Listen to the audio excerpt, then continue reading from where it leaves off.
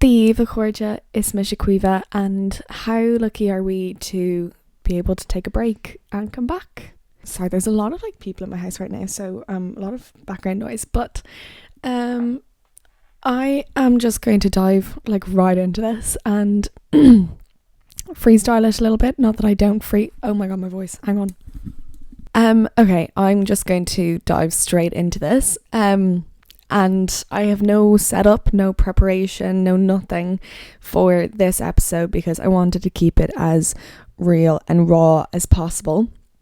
So obviously I have taken a break from my extremely successful podcast for a couple of weeks. And I mean, it was unintentional. But I also want to I kind of had to keep reminding myself, I always went into this saying, we're going to do this as long as it keeps me happy. We're going to do this as long as it's easy. And if I need to take a break, then I need to take a break. And it's not that it's I'm taking a break from podcasting. It's that I needed a reset because, obviously, long story short is that I am just mentally still going through quite a few things. So I actually did record an episode during the week, and it was 20 minutes long, and it was kind of purely recording because I knew that I needed to say something. And I'm never going to publish that episode because it was a 20-minute rant of me frustrated at the fact that I was just feeling so down again and giving out about the world and all that. And to be honest, I knew as I was talking, I was this is so unenjoyable. This is not nice. I never want to subject anybody to listening to me being so negative. And that, I think, is also a really big important thing for me with this podcast, is that I want to be able to talk about the things that I experience without putting that negativity, without being a negative person and without, kind of burdening other people with that. So little recap, I suppose, of kind of everything that's been going on the last couple of weeks. I had my birthday, so I'm now 25, which has been kind of scary. I definitely felt when I woke up on my birthday that there felt there was a bit of a shift. And even I was chatting to somebody last night who said the exact same thing, that they were on my 25th birthday kind of feels like your, frontal lobe develops and and all of that. So that's been kind of scary to try and come to terms with. And I think a big part of that also at the moment is that I'm still unsure as to where I want to go in my career, and I suppose trying to figure all of that out right now for myself has been challenging because I think I just have this fear that I'm okay, suddenly now I'm 25 and it's okay, you're 25, what are you doing with your life? And I can't hand on heart yet say that I'm doing something that I'm passionate about. And that's also, I think as well as that I put a lot of pressure on this new job to be the be all and end all for me, that I was okay, this is my way out, this is my saving grace, and that wasn't right. And I should have managed my expectations a little bit more, and I think I have a lot to learn from this job, which is amazing, and I love the team, and I think the work is really interesting and all that, but I think I just know myself that I'm not going to do this forever. I think the company is amazing. I would love to see where I can go with them, but maybe, I don't know, I think I'm still just trying to figure out what it is that I actually want to do. And that was a really big scary thing for me. And that was something that I feel I've just kind of been coming to terms with in the last week or so. And that also collides with the fact that I think where my head is currently at is I'm currently experiencing something that I experienced when I was 17, 18, going through the Leaving Cert, which is that I seem to be experiencing a lot of really high highs and then a really low lows. And when I went through that when I was younger, I like went to the doctor, I went to therapy, they put me on the contraceptive pill to kind of help me balance my hormones a little bit. And then I eventually went on like a little bit of a happy pill, like I suppose a really low dose antidepressant. Now, to be honest, like I think that was a bit of maybe a placebo effect for me. Like I don't really know the ins and outs of it. All I know is that I was just on this medication, and then I took myself off it as soon as I felt okay again, which was kind of towards the end of the leaving cert, to be honest. And I know that you're not supposed to do these things by yourself, but also it was so low dose, I just really didn't feel like it was giving me any effect. Like, as in I was kind of convinced that it was like a placebo sugar pill or something to kind of just trick my mind into thinking that I was getting extra help. And to be honest, I also kind of thought that that whole period of time and everything that I was experiencing, like when I was like looking back on it, I was like, oh well, you know, it was a really tough time. And you know, I was also a teenager, and maybe it was teenage hormones that I was experiencing. And now that I'm like going through it again, I'm kind of like, like, I don't know, can I blame it on teenage hormones anymore? Or like what's going on? And bearing in mind, like I am still on the contraceptive pill, so it's not like I can, you know, do something to balance out my hormones again. Also, I'm so sorry if this is like too much information for anybody. I'm so aware that my friend's dad, Justin, shout out to you, thank you so much for listening. So apologies if this is like too much information, but I feel like I'm just really open with these things anyway, so whatever. But I think it's like I was also starting my period, which is like a whole other story and situation because I basically didn't have one last year, so trying to get used to that as well. And this kind of really low that I experienced recently also happened just after my birthday, and my parents had just gone home as well, back to Dublin, because they were here for the weekend. So I think these were all like contributing factors that made me feel just really crap, basically, to put it lightly. And I had a bit of an existential crisis, but it's probably been my 4th existential crisis this year alone. So really unsurprising, but it is what it is. And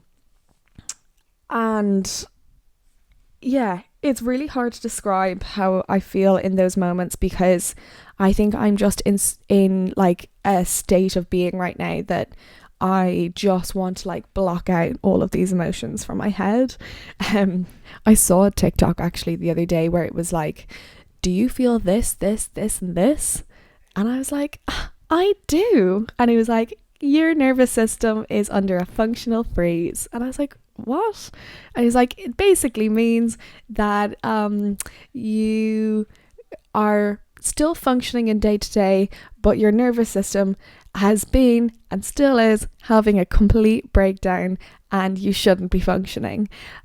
And bearing in mind, like, I take everything with a pinch of salt that I hear on TikTok, because I'm like, ugh, whatever. Like, I used to think that I had functioning anxiety. Everybody has functioning anxiety. Get over yourself. And I was just like, oh yeah, okay, fine, whatever. Like, a diagnosis isn't really going to do much for me. You could tell me that, you know, that I have functioning da da da da, and it's like, okay, cool, but like, that's not going to help me with anything. Tell me how to fix it. So I think it's time to start going back to therapy for me, to be honest. I don't think I can therapize myself through a podcast. I love talking on a podcast and I will absolutely continue it. I don't think I can therapize myself though. So I'm going to try and figure that out, because I probably should talk to somebody, and I should probably just get a little bit of, you know, expert help. Because okay, here's the other thing. With all of this going on, I have been experiencing like quite a bit of guilt, mainly surrounding like my friends and family, and it's like I feel really guilty that I just feel like I lay all of this stuff on my family, like on my parents, especially my mum. And it, like that, it's like every time I talk to her on the phone, it's always about me. But on the other hand, I'm like, I don't really talk to anybody else about it, and it's like I need to let it out. And I'm like really struggling to figure out how to, you know, fix that and balance that more, because I hate this idea that I'm burdening somebody else with it. And then I feel guilt as well, because even with like my friends from home, like we are not people that like text, like, and I think I've said this before, like we're not people that like we like message each other like every day and stuff. And I sometimes find it hard to like keep up with them with messages and things like that, because they'll be like talking to each other about stuff that is happening back home, or organizing plans to meet up with each other, and it's like not stuff that's like relevant to me. And no, don't get me wrong, like, I will always try and engage in conversation and celebrate them with things and all of that, but I do feel disconnected from them. And then I feel like every time I do kind of give them a life update, it's like every time it's like, well, I'm still struggling. Like, I'm still really struggling, and my head's a bit fucked. And I'm trying to get help for it. But here's the other things going on, and they're like, you've got this, like, proud that you're going to the doctor and things like that. And I'm like, it just doesn't feel nice that every time I'm like updating them or engaging in conversation, I'm telling them. But I suppose it's like I also want to be honest. You know, I hate this idea of like people saying like, you know, well, how is everything? And then I'm like, oh my God, it's great. Everything's amazing. Like, I hate that so much. Now, obviously for certain people, like small talk, like obviously you do it, but it's like with the people that know you the best, that it's like, and I want to say, I'm like, well, I'm sorry. Like, I would love to tell you that like everything's amazing. And there are definitely really, really amazing parts, but actually there's still a lot that I'm struggling with. And it's like a journey that I'm trying to go on. And yeah. And maybe it's like different communication styles, because I know that with a lot of them, like when they're struggling, like they just don't really communicate it until it's done. And I'm very much somebody who has to communicate as I'm going, because if I don't, like, I will combust. And I'm really finding that like the anxiety and stuff is like constantly like hitting me out of nowhere, like at random points.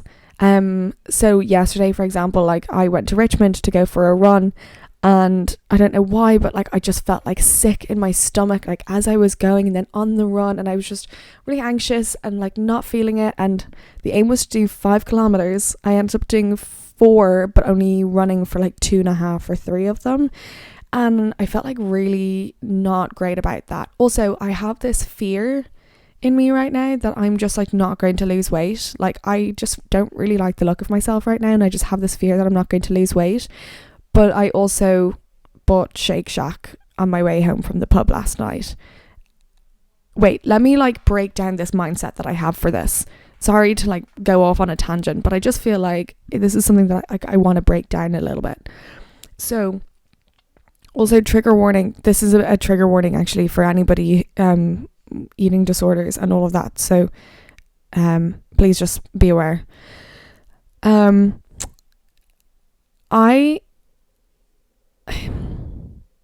just to put it out there, like I have suffered with an eating disorder.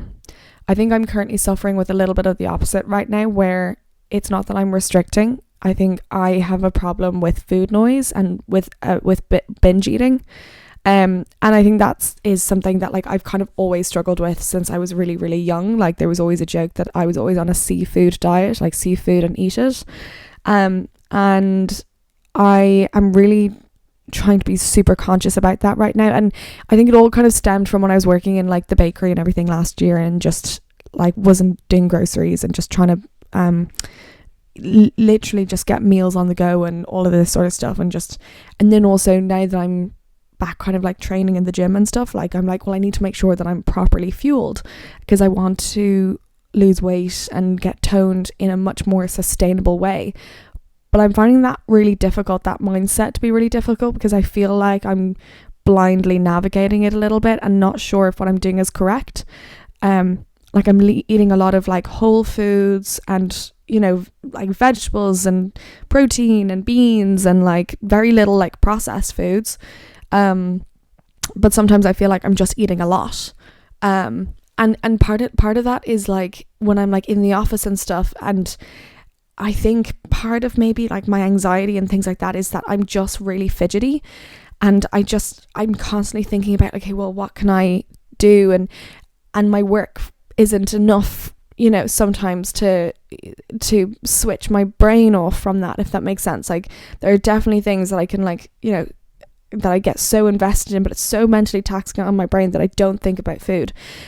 But I'm always thinking about my next meal, and I'm always thinking about like, you know, counting calories and all that sort of stuff, and yeah, and it's not a good mindset to have.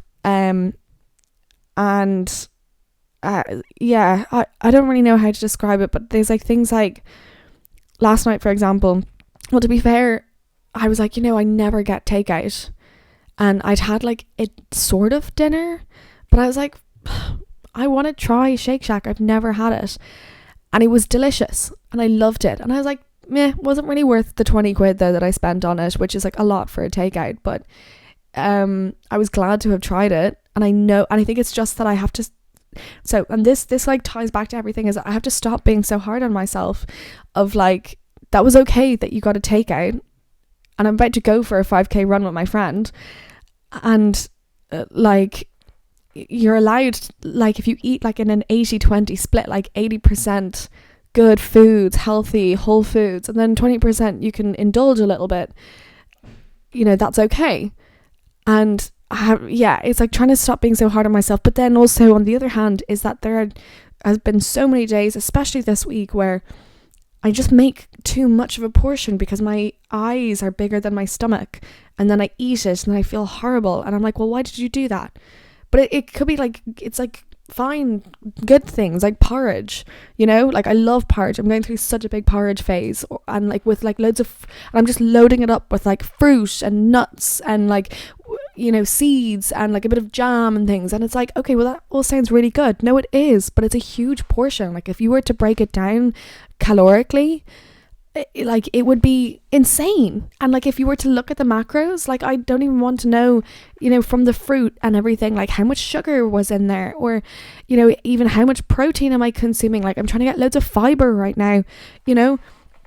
It just feels like I'm trying to do the right things, but it's like in the wrong way. So fear of mine is that I'm not going to lose weight, and that I'm not just going to be happy with myself. But also I think I have to keep reminding myself that it is a process. I've only been going to the gym for a couple of weeks now, and it does take time, and I just have to, like, consistency is key. I just have to keep going with it and just know that like it will happen, you know. But like with all of that, do you know what's really funny is that I watched or listened to the Stephen Bartlett episode of Diary of a CEO that he had with Mr. Beast that he released, I think it was earlier in the week or something. And Mr. Beast is like, if anybody doesn't know him, he's like the world's biggest YouTuber. He's also like a billionaire because he's got a couple of companies and things like that, and he's just extremely hardworking, but also I don't know if he's smart or he's just so dedicated, because it's like once he gets an idea of being really interested in something, like he doesn't switch off. And that is, I think that's just so fascinating to me. Like I love that idea, and I have a little bit of that, except that I will hyperfixate on it for a very short period of time and then get bored, and then I'll lose interest again. Which is not a good thing. But one of the things that he said was like, he's like, nobody would want to be in my brain even for 5 minutes. And I really resonated with that, because I really feel like nobody would want to be in my brain for 5 minutes, because there's a whole host of things going on. Not only am I, you know, trying to deal with my emotions of being up or down, but I'm also I feel like my brain is just constantly running like a mile a minute, thinking about what's next, like be it in my career, or be it my next meal, or be it what I'm doing today, or be it, you know, and everything has to be meticulously planned out. And then the other part of it is that like I'm always trying to run before I can walk, and I'm quite hard on myself in terms of like standards of things. I met my friend Nat for coffee yesterday, shout out to Nat, and we were just like, I think we've had this conversation a couple of times, but it was about how both of us we've always almost been like conditioned, and maybe this is an advertising thing, but like we've been conditioned to always have to give 200% of ourselves, like for anything that we do, be it something excuse me. So we've always been conditioned to give like 200% of ourselves in anything that we do, and we hold ourselves to like an extremely high standard. And also like this is like a running theme with me as well. Like this has been something that like my mum has told me over and over again, where she's like, stop being so hard on yourself.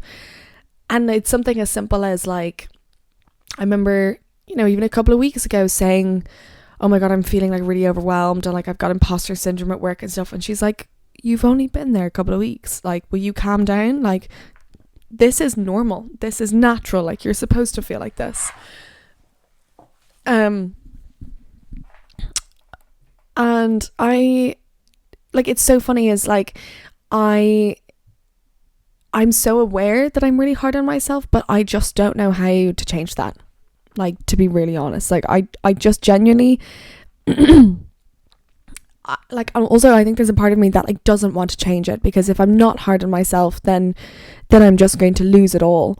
I think there's a little voice in me that comes from my parents, my friends, you know, people like that, from when I was growing up, where, you know, maybe I was just a bit lazier and I wasn't maybe as social and things like that. And I just maybe remember being told like, you know, come on, you have to just do it. Like, you have to just do it. Like, you know, if you don't do it, you never know. Or, you know, you're not going to get results if you don't try. You know, all of these little things. And I think now it's like, well, and I've had this for a good number of years now, where it's like, well, if I don't hold myself accountable, like nobody else will.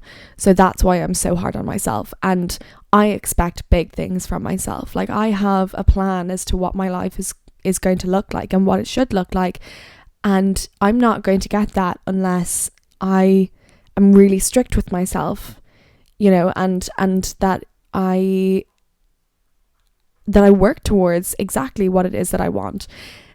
And I can be very contradictory with these things though as well, because, you know, I often walk into the gym where I desperately want to be more slimmed down and toned again, and I often walk into the gym and I don't give it 100%, and that's my own fault, and then I feel guilty, and it's like this whole cycle, and then I just feel, and exactly, like, I just feel bad in myself now, because I'm like, well, you should have worked harder at the gym this week, you know?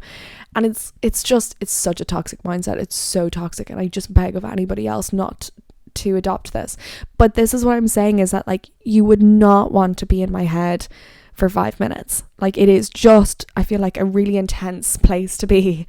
And I just overthink everything, and I'm very aware of far too much, like very self-aware of most things, I think, and really aware of other people, in terms of, I think I'm constantly analysing people around me and picking up on their moods and their social cues and like all of that sort of stuff. Like, I can tell when I'm sitting with somebody having a drink when they're not interested, or when they're kind of like wanting to go, or, you know, and like, that's like a horrible feeling to know that that's happening, even when I'm like really interested in the conversation, but I'm really aware of it.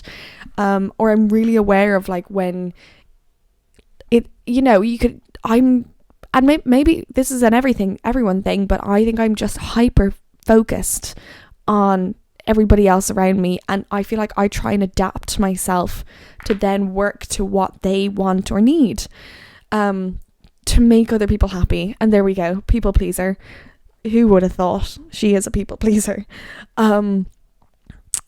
But like, kind of segueing, I'm like gonna stop that whole conversation because I want to tell you guys about something like really kind of cool and exciting. So I met somebody for a drink last night who like worked in TV and is like doing his own thing now. And it was like, bearing in mind, we live in Dublin right next to each other. We know far too many of the same people. Like, we've never met before. We've never seen each other around the area. It was like the most hilarious thing ever, where we were like, well, we asked the question, of course we'll ask the question, where'd you go to school? You know, that sort of a way. But such an interesting person, and I haven't felt this like excited in such a long time, because we were just talking about like television and sets and about what we want to do with our lives and where he wants to go with like his production companies. I'm like, what I really, really want to do. And he was like, well, you know, you should come to like one of our parties and things like that. And he's like, you need to move to like East London because that's where all of these creative people are. He was like, I think you need to be a creative. I was like, this is so exciting. And like, maybe because I was like a little bit drunk, but all of my dreams last night were like, you know, just thinking about all of this. And I just feel like for once I have put myself in a right direction and I've made a really good connection, and it's just given me hope. Like, and because I think one of my big things, because like, so okay, let me backtrack for a second. So I made a TikTok earlier this week where I was like, I just don't really know what I'm doing with my life, da da da da da. And I said, one of the things that I said was, I'm terrified of Simon Squibb coming up to me in the street and asking me what my dream is. So a little bit of context, there's a man called Simon Squibb. He's like a millionaire in the UK or something, but he's like completely self-made, and he has a series on TikTok where he goes up to people and he says, what's your dream? And I have this fear. Like, I think he's a brilliant, brilliant man, and I would love to talk to him and you know, work with him and like whatever. But I have this fear that he is going to come up to me on the street someday and ask me what my dream is, because I don't know how to articulate it properly. Because there's no label for it. Like, when I try and explain what my dream is that, you know, I want to work, you know, doing something super creative where I can be in front of the camera or behind the camera, or just working on really, really cool stuff that we're turning around really quickly.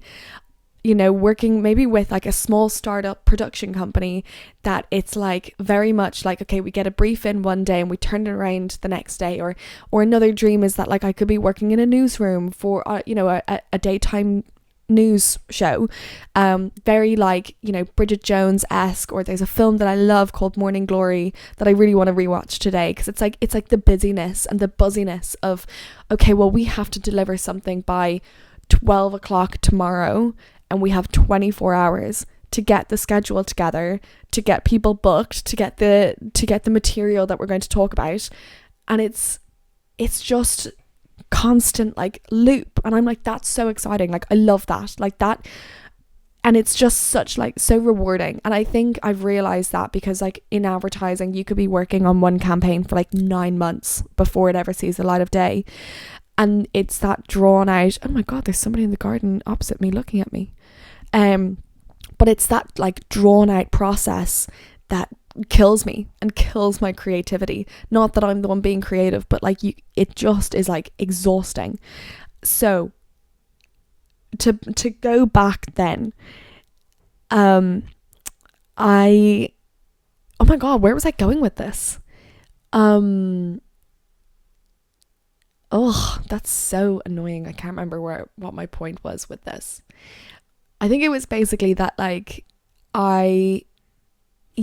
so I was like articulating all of this to this guy last night, and it just felt like for the first time I met somebody who like really understood it, and that he was like, no, I totally get you.